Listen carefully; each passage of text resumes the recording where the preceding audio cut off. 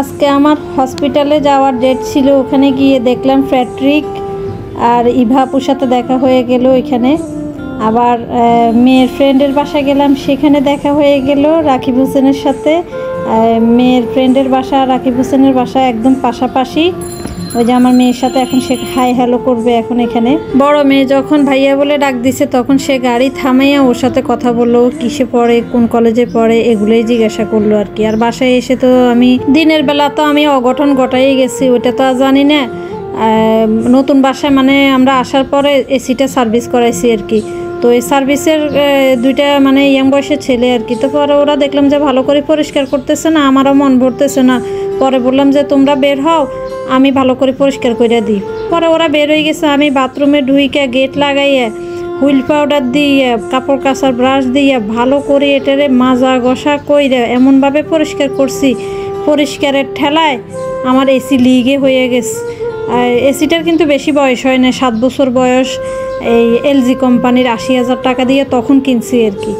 তো আমি তো জানি না, আমি তো একদম ভালো করে পরিষ্কার করে এটারে দিছি শেষ করে। পরে যখন আমরা এসি লাগানোর পরে দেখলাম যে এই ঠান্ডা হয় না, এসি তো লিক হয়ে গেছে। পরে গ্যাস ঢুকায় গ্যাস বের হয়ে যায়, এরকম করে 2বার করে মানে গ্যাস ঢুকাইছে। এরপরে যাইয়া খবর হয় যে যখন লোক আসছে তখন বললো যে এটা ঠিক করা হবে না, এটা আপনাদের লিক হয়ে গেছে, এটা সম্ভব না, আপনারা এখন নতুন এসি লাগান, এটাকে চেঞ্জ করে। পরে আর কি করব, মানে ভালো এসিটারে নষ্ট করে পরে ওয়ালটন এসি কিনলাম, ওয়ালটন লাগাইলাম, এই আর কি। খোলা পানি ডরে সাই সারি দাও হাইবে তুই ছাড়ো না, তুই আচ্ছা দিও সাই এখন আর কে বিদায় দিতে মন চায় না, তুই সারি দাও তাহলে দেখবে ইয়ো হেরো নতুন হেন না চলে যাবে। বারান্দা দিয়ে যেতে হবে তো, তুমি ছাড়ো মিঠু।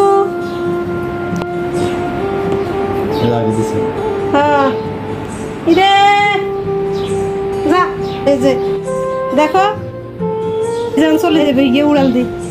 এই যে মিঠু, মিঠু আবার আইবি কিন্তু, আবার আসবি কিন্তু মিঠু। মিঠু ধরবে না, হিয়ার মতন করে যাবে, তুমি ধরবে না। থাকতে তো যতক্ষণ আমার কাছে থাকে অতক্ষণ আমার ভালো লাগবে।